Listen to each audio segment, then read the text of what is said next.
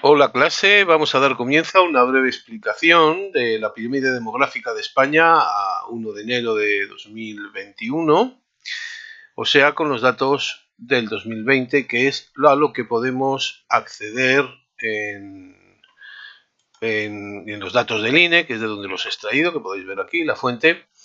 Todo, hasta la gráfica, está extraído del INE con algunos cálculos que he hecho yo aparte y que vais a poder ver aquí también en esta pequeña tabla. ¿De acuerdo? Os voy a dejar este comentario en PDF colgado en este vídeo, el enlace, para que os lo bajéis, y la explicación pues lo voy a centrar muy brevemente, ya que pues dentro del texto vais a poder ver los datos de forma más interesante. Bueno, lo que vemos es que es una pirámide regresiva, ¿de acuerdo? En donde la población joven en un momento dado quiso recuperarse hace entre 10 y 14 años, o sea que nos tendríamos que ir justo al momento en el que va a empezar la crisis de las hipotecas y toda la inversión de los bancos que se hizo en Estados Unidos y el declive atroz del sistema financiero, y vuelta a la crisis que, como veis, pues se acentúa hasta el día de hoy, reduciéndose la población considerablemente, bajando incluso del 2% el primer quinquenio, ¿de acuerdo? De 0 a 4 años, a 4,99 años, ¿de acuerdo? Si analizamos este descenso, tendríamos que retrotraernos hasta hace 40 años, en el que se da esta etapa que podéis ver aquí, tanto en mujeres como en hombres, que se denominó el baby boom y se centró en finales de los 60 y los 70. Por eso obviamente destaca, fue un momento en el que aquí en España la dictadura pretendía llegar a los 40 millones de personas y prometía muchas ayudas a las familias numerosas y se hacía mucha propaganda precisamente de ello, pero realmente no fue tanto. Sí que mejoró la economía porque estábamos en una etapa productivista en los 60, también llegó el turismo y obviamente con él y con los trabajadores que se fueron a Europa llegaron las divisas, y por lo tanto el dinero que llegó a los bancos se invirtió en el desarrollo de industria, sobre todo en el mejoramiento también de las explotaciones agrarias, que coincidió también con la concentración parcelaria, y eso redundó en mejoras generales, y en ese periodo de expansión pues facilitó que creciera la población. Hoy en día esto se arrastra como un problema, ya que hay un gran número de parados que obviamente pues procede de este exceso en un país que no tiene un sector industrial. El de servicios sí, pero bueno, un sector industrial en principio bien capacitado para haber absorbido a todo ese exceso de población, independientemente de que en los datos que tenemos que añadir un 13% tanto en la población masculina como femenina de población extranjera que está incluida. ¿De acuerdo? Si analizamos inmediatamente la población anciana, vemos cómo se acerca aproximadamente a un 20%, lo cual es una gran esperanza de vida. Estamos rondando los 85 a 86 años aproximadamente, y nos sitúa a la cabeza del mundo con Japón, Canadá, Francia, Italia, países escandinavos, Australia y Nueva Zelanda, como pues bueno, es ese conjunto de países en los que se acercan a los 90 años en su esperanza de vida. Como vemos, el número de mujeres es mayor que el de hombres, y lo podemos ver que es casi 1 millón y algo más. Tradicionalmente las mujeres viven más y nacen menos, como podemos ver, ¿vale? Que son pues aproximadamente 200.000 mujeres nacidas menos que hombres. Es tradicional este resultado, y obviamente también es tradicional que las mujeres vivan más, además considerablemente más. Quizá las condiciones de vida de esta población, ya veremos cómo se desarrolla esta población del baby boom dentro de 20 años cuando esté aquí arriba. ¿Qué es lo que pasa con este crecimiento de población que podemos ver aquí?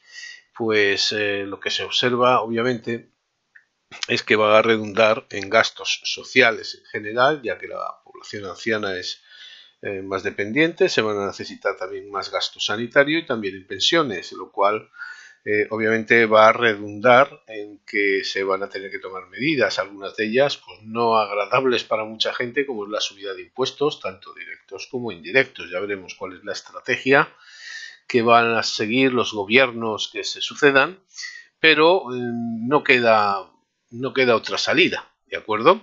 No podemos comentar hechos cruciales que se hayan vivido en este periodo, ya que la guerra civil pilló en el 36 al 39, estamos hablando de hace 80 años, los nacidos en este estrato son los que, pues bueno, se hubiera dejado notar ya por la edad, han fallecido muchos y como vemos, pues bueno, no se puede analizar un serio descenso, tal vez aquí en torno a los 90 y 100 años, pero obviamente debido a la edad que tienen es normal que ya el descenso del número sea por edad y no por aquella guerra civil. Posteriormente, si como no hemos tenido ningún hecho luctuoso grave ni pandemias terroríficas, pese a lo que estemos viviendo en el 2020, el descenso de población no es lo suficientemente importante como para poder comprobarlo aquí. Lo que sí que se ve,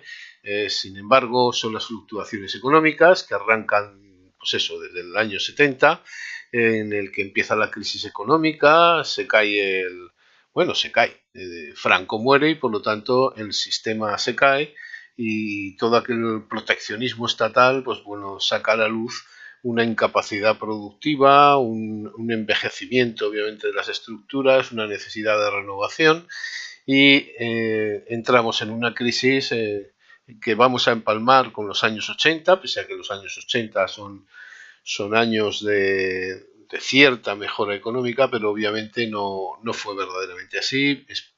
Fue una crisis que además empalmó también en Europa y justo cuando entramos en el mercado común europeo, luego la Unión Europea, nos encontramos que resulta que aquellas mejoras que esperábamos no llegaron. Hubo que hacer una reestructuración industrial y también el sector agrario se vio muy afectado. Entonces es normal que desde entonces veamos que se reduce la población, ya que tradicionalmente España no ha tenido una buena asunción de todas esas crisis y la mejor salida que ha tenido es echar gente fuera. Obviamente todo esto se paga. Y no es tan grave por la llegada de un porcentaje de población extranjera suficientemente importante como para frenar la caída e incluso que crezca un poquito y que las previsiones a futuro pues no sean tan malas. Tenemos que decir también que estamos en 1,25 hijos por mujer a datos de 2018, lo cual indica que somos el segundo país por la cola en número de hijos por mujer detrás de Malta. El planteamiento a futuro obviamente es muy arriesgado, ya que eso también va a alterar el consumo y a nuestras empresas inmediatas. Entonces, pues bueno, el planteamiento de que llegue gente inmigrante a suplir todo lo que nosotros obviamente no tenemos, va a hacer que cambien obviamente muchas cosas, no por los inmigrantes, sino porque llegan con cierta edad. El que llega en edad de trabajar y siempre vamos a tener permanentemente una población infantil reducida, ¿de acuerdo? De hasta 15 años, que habría que obviamente corregir en cierta medida.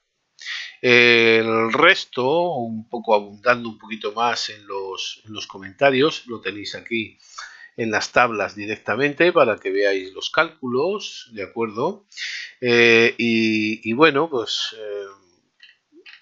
aquí os hablo en la etapa de la población adulta de cómo se desarrollan las sucesivas crisis, que son las que más daño nos han hecho y cómo pues bueno, cuando hemos mejorado nos hemos encontrado después con algunas actuaciones no nuestras, pero que nos han afectado, como la unificación de Alemania en del 89 al 91, que hizo que a principios de los 90 pues fuera realmente muy complicado, con una peseta que entonces estaba muy fuerte, alzarnos. Pero bueno, el resto del comentario obviamente os lo dejo aquí en este vídeo. Y cualquier cosita, ya sabéis, podéis escribirme para hacer las preguntas pertinentes. Y se acabó.